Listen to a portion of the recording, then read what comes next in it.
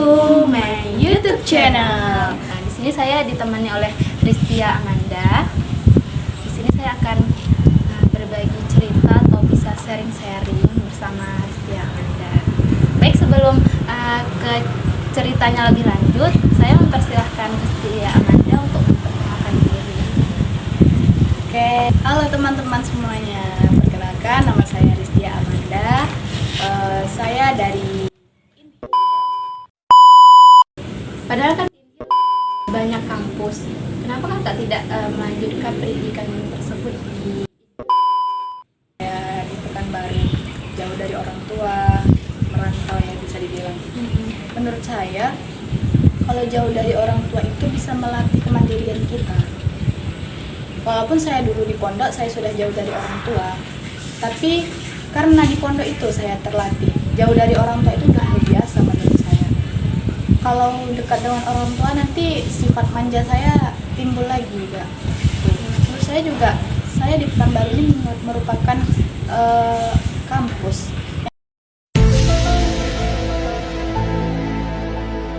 Kalau untuk alasan saya ambil di Pekanbaru, sebenarnya nanggung sih ya Kak, kenapa nggak jauh sekalian gitu ya. Iya. Pertama, sebenarnya saya tuh dulu mau ke Jogja. Awalnya dibolehin sama orang tua, cuman seiring berjalannya waktu saya sudah mau tes kuliah, saya sudah mengambil jurusan kayak kan saya lulus SNBT, saya mengambil 2 jurusan itu kan. Saya mau ambil di Jogja, cuman orang tua tidak meridoi, tidak merestui. Jadi alangkah baiknya saya nurut sama orang tua. Kata orang tua lebih baik di Pekanbaru saja. Dan sudah saya mengambil di Pekanbaru dan alhamdulillah lulus di UIN. Ya, karena kalau orang tua tidak merestui, gimana pun kita berusaha bisa jadi tidak lulus di sana, karena kan ridho dan ridho orang tua. Betul, betul, Kak. Jadi ya apapun kondisinya, kalau orang tua bilang nggak boleh ya jangan dilakukan. Pasti ada aja madorotnya kalau kita tetap memaksa. Iya, benar sekali. Kak bilang kalau kakak itu kan SMA-nya di pesantren kan. Jadi apa hal unik yang kakak temuin di pondok pesantren tersebut? Kalau hal unik itu sebenarnya banyak ya Kak, karena di pondok itu tidak bisa di video ya kan, jadi tidak bisa dihitung. Tapi ada. Jadi tuh gini, dulu kan setelah SMA itu kan pasti ada pengabdian ya kalau di pondok saya, pengabdian 1 tahun. Itu kami di kamar itu dibagi-bagikan, alumni itu dibagi. Jadi kalau alumni itu sebenarnya bisa kayak makan itu ngekos gitu ya kan, bisa. Tapi kalau kami alumni itu sudah berpikir ke depan, kalau ngekos itu biayanya mahal, lebih baik masak sendiri, tapi iurannya itu bareng-bareng gitu kan. Tapi di situ kalau di sana tuh kan hari Rabu tuh pasar Rabu ya kan. Iya. Setiap hari Rabu kami dimintain iuran 10.000 per orang. Jadi di kamar saya tuh ada 6 orang atau 7 orang tentunya dalam satu kamar yang alumni. Nah, kami kan masaknya pakai kompor listrik. Tapi begini Kak, biasanya apa-apa itu digoreng ya kan Kak. Kayak misalnya kita mau masak tempe, digoreng dulu, atau tahu juga digoreng dulu.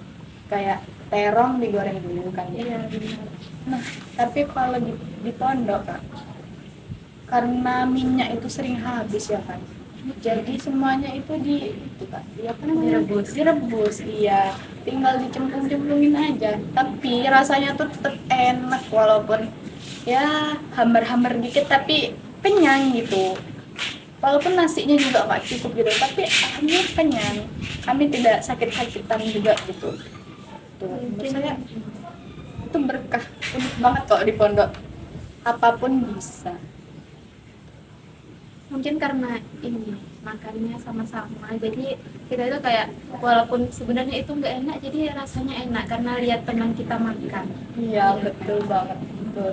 Kadang kami kalau kehabisan lauk itu ya, kehabisan sayur, kami cuma makan pakai Itu udah enak banget sama nasi anget, beneran udah enak banget. Itu penderitaan anak pondok. Ya. Amanda tadi sudah bilang kalau jurusan sekarang lagi kuliah dan itu jurusan manajemen ekonomi. Nah, saya ingin bertanya kepada Manda, kenapa Manda itu mengambil jurusan manajemen ekonomi? Apa alasannya? Ya, alasan saya mengambil jurusan tersebut itu manajemen itu prospek kerjanya luas ya kan. Terus selain itu juga saya ingin mengasah skill saya yang ada di skill bisnis saya agar lebih berkembang, dan saya mempunyai cita-cita di mana saya ingin menjadi seorang pengusaha. Maka saya mengambil jurusan tersebut supaya saya mendapatkan ilmunya agar tidak salah jalan untuk menggapai cita-cita saya. Dalam manajemen itu apa saja sih yang kita pelajari, Kak? Kalau boleh tahu? Dalam manajemen itu banyak ya. Untuk saat ini saya mengambil 9 mata kuliah, itu 22 SKS. Tapi kalau untuk pokok inti pelajaran dari manajemen itu sendiri, itu ada ekonomi mikro, ada pengantar bisnis, ada akuntansi juga, ada matematika bisnis. Itu kan sudah pelajaran itu menurut saya lebih sulit ya, Kak. Soalnya itu hitungan. Saya itu kurang mahir kalau dalam hitung-hitungan. Nah, menurut Kakak apa tidak sulit ada akuntansi dan matematika bisnisnya bisa? Sulit ya. Sulit sebenarnya, cuman siapa aja orang yang mau berusaha, yang mau mencoba itu pasti bisa. Menurut saya hitung-hitungan itu lebih mudah daripada materi. Kalau materi itu mengingatnya lebih susah, apalagi yang pengertian-pengertian itu kan biasanya ya, kalau pengertian apa itu saya mudah lupa gitu. Kalau hitung-hitungan, kalau tahu jalannya, tahu rumusnya, insya Allah bisa. Kalau saya lebih ke mudah hafalan, tapi kalau hitungan itu sangat sulit, tidak masuk ke otak. Itulah iya kan. Memang kita tuh kayak mempunyai kelebihan dan kekurangan ya. Jadi hari ini hujan guys, deras banget. Kayaknya suara saya kan bisa ini kurang keras gitu kan. Jadi sore ini sudah hujan kan, dan Manda harus pulang ke kos. Jadi sampai jumpa guys, karena juga suara kami tidak akan kedengaran dengan hujan lebat ini. Terima kasih untuk Manda yang sudah mau saya ajak untuk membuat podcast pertama kalinya di YouTube saya. Jangan lupa nonton ya teman-teman.